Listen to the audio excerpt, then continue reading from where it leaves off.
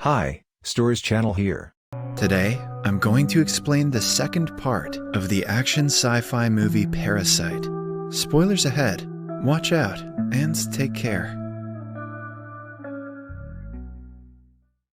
The movie begins with the police using a serial killer named Uragami to identify mysterious aliens that have invaded the humans. These aliens are called the Parasites and infect the humans by entering their brains. These parasites take over the human consciousness and turn them into violent cannibals.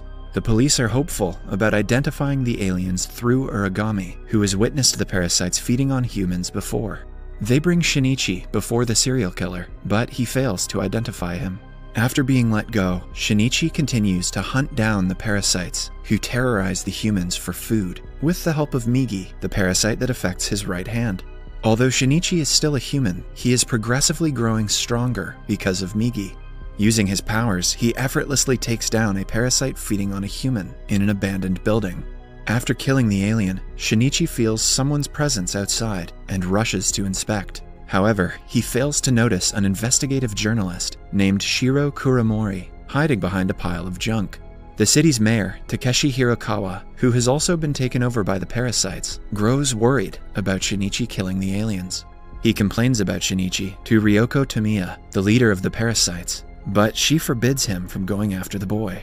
Tamiya, who now is a mother to a human baby, intends to use Shinichi and Migi for her research on the parasites' coexistence with the humans. Afterwards, Hirokawa meets with another parasite named Goto. Goto is an extremely powerful parasite, as his body is made up of 5 different parasites. Goto advises Hirokawa to kill Shinichi. It is then revealed that Kuramori was hired by Tamiya to spy on Shinichi. He hands her the evidence he has collected so far and suggests they should give it to the police. However, Tamiya advises him against it, saying they need more information on the boy. Kuramori, who is a single father of a girl named Yumi, has grown close to Tamiya over time. He relates to Tamiya, who is also a single parent, and agrees to continue to gather more information on Shinichi.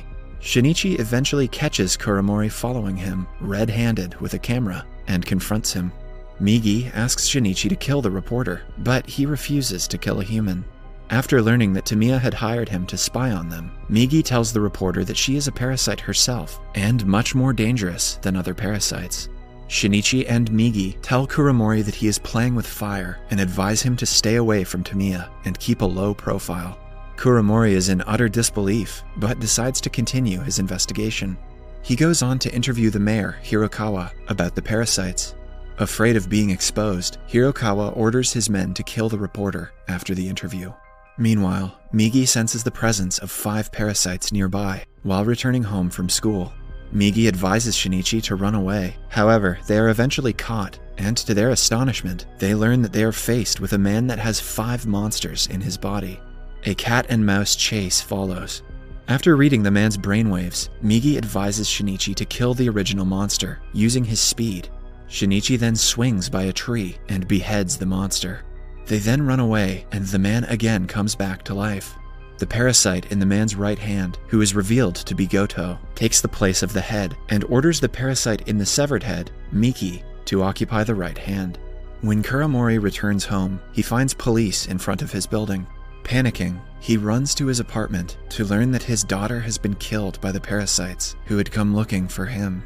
Kuramori is traumatized by his daughter's death and refuses to cooperate with Detective Hirama. Meanwhile, Tamiya is furious to learn that the parasites tried to kill Shinichi and Kuramori. She expresses regret over the senseless killing of Kuramori's daughter.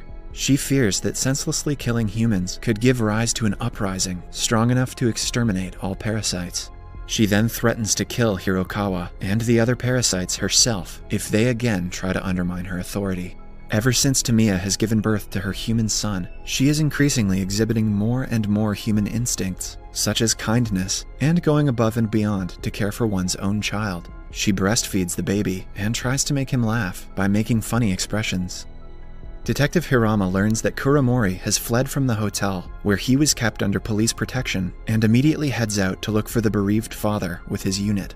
Swearing revenge, Kuramori kidnaps Tamiya's son and leaves her a note, calling her to a park so she can see him kill her baby. Tamiya immediately rushes to Shinichi's home to seek his help. However, Shinichi isn't home, and she runs into his girlfriend, Satomi. Satomi gives Tamiya Shinichi's number. Tamiya explains to him on the phone that she is not responsible for the parasites coming after them and asks for his help to save her baby. As Tamiya and Shinichi arrive at the park to meet Kuramori, the Japanese Special Assault Team, SAT, led by Yamagishi, starts preparing to raid the town hall to kill all the parasites after learning the truth about Hirokawa, the city's mayor. People inside the building are ordered to vacate the premises. They are made to undergo an X-ray scan, and the monsters identified by the X-ray machine are executed on the spot. After evacuating the civilians, the SAT team then storms into the building and corners Hirokawa. After finding himself cornered, Hirokawa goes on a rant against humans, calling them the real parasites. I guess Hirokawa had been watching The Matrix. But Yamagishi cuts his monologue short and sprays bullets into his body. To his astonishment, Yamagishi realizes that Hirokawa is actually a human. Hirokawa was helping the monsters because of his principles and beliefs. Just as the armed men begin to wrap their heads around the revelation, the last remaining parasite, Goto, shows up. The SAT team bombards the monster with bullets, and he blocks them without much effort. At the park, Tamiya explains to Kuramori that she didn't order the killing of his daughter, but Kuramori, blinded by revenge, refuses to believe her. Shinichi also tries to persuade him against harming the innocent baby. However, Kuramori is hell-bent on avenging his daughter's death. As he proceeds to throw Tamiya's son from the bridge, the police arrive. Left with no other choice, Tamiya kills Kuramori and saves her son, exposing herself in the process. Kuramori falls to his death, and the police point their guns at Tamiya. Shinichi is stunned that Tamiya exposed her identity to save a human baby's life. Instead of running away, Tamiya starts walking towards Shinichi with the baby. Detective Hirama warns her against taking another step, but she continues to walk towards Shinichi, and the police sprays her with bullets. Clinging to her last few breaths, she hands the baby to Shinichi and tells him that she doesn't wish to run away because she doesn't want her son to live the life of a fugitive. She asks Shinichi to look after her son before collapsing and passing away. Shinichi breaks into tears because he doesn't want to take care of this stupid baby, but also because Tamiya reminds him of his late mother.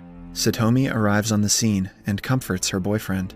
As Detective Hirama proceeds to take Shinichi for an interrogation, he is informed that the SAT team is dead. He immediately rushes to the town hall with Shinichi. At the town hall, Goto throws Yamagishi's severed head before Hirama. Angered, Hirama shoots the parasite, but it deflects the bullets back at him, killing him on the spot. The police retreat, while sensing danger to his life, Shinichi flees in a car. Goto follows him on a motorbike and eventually catches up to him. Before Shinichi and Migi can even realize, Goto jumps on top of his car and attacks him. Migi drives the car as Shinichi tries to dodge the parasite's attack. A long struggle follows, and Migi eventually loses control of the car and it drives off a bridge. However, Migi manages to save Shinichi and itself. Goto sustains injury but also survives the crash and starts chasing the two into the forest. Migi comes up with a plan and they decide to ambush the parasite. Migi attacks the parasite from a tree and Shinichi sneaks up on him from behind, but the parasite tanks their plan. Left with no choice, Migi asks Shinichi to run away as it keeps the parasite busy. Shinichi refuses to sacrifice his friend, but Migi forces him to go.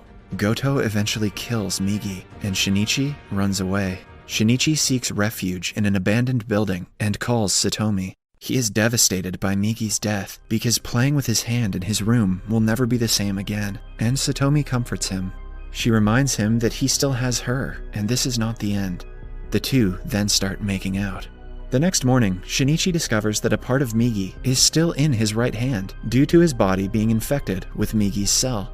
In the previous part of the film, Migi had used its cells to repair Shinichi's heart, damaged by a parasite. Shinichi also realizes that if Migi is still a part of his body, Goto can use that to track him. He freaks out and proceeds to flee with his girlfriend. However, the parasite catches up to them. To save Satomi's life, Shinichi reveals his location and lures Goto into a garbage disposal facility. A battle follows. Goto badly batters the boy, but even without Migi, he holds his own. He grabs a metal rod and stabs Goto with it, but barely does any harm to him. Goto then proceeds to kill Shinichi, but suddenly, Migi comes to life. It is revealed that Migi had not died. It had transferred to Goto's hand. Migi returns to Shinichi's right hand, and Goto starts disintegrating because of the toxins released by Migi in his body. At last, the final monster Goto's torso with a beating heart remains. Migi reveals that there's a 50-50 chance of Goto surviving.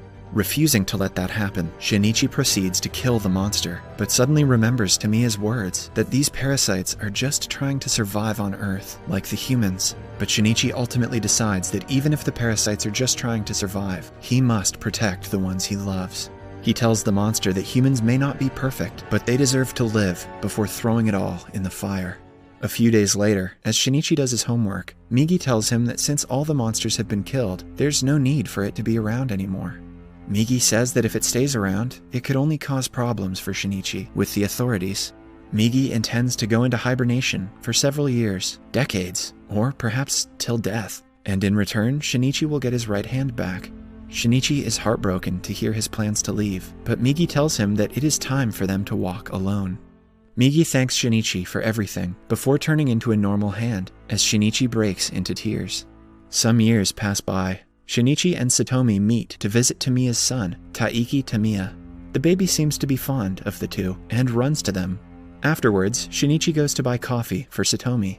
Uragami, the serial killer from earlier in the movie, watches him leave and uses the opportunity to kidnap Satomi, taking her to the top of a building. Shinichi notices him and follows him to the roof. The deranged killer holds Satomi at knife point and states his belief that all humans are monsters because they have been killing each other since time immemorial. Uragami, who thinks that Shinichi is a parasite, then asks him for his opinion. Shinichi proceeds to reveal his identity to the killer, but Satomi discourages him from doing so. Angered, the killer pushes her off the building. Shinichi runs to save the girl. He punches the killer and extends his hand from the edge of the top. However, Satomi is beyond his reach. All the time he has spent with Satomi flashes before Shinichi's eyes. Suddenly, he realizes that he is holding Satomi's hand and pulls her to safety. As they breathe a sigh of relief, Shinichi figures out that Migi momentarily woke up to help him save Satomi. Subscribe for more videos like this, turn on notifications, and leave a like to help the channel out. Thank you for watching.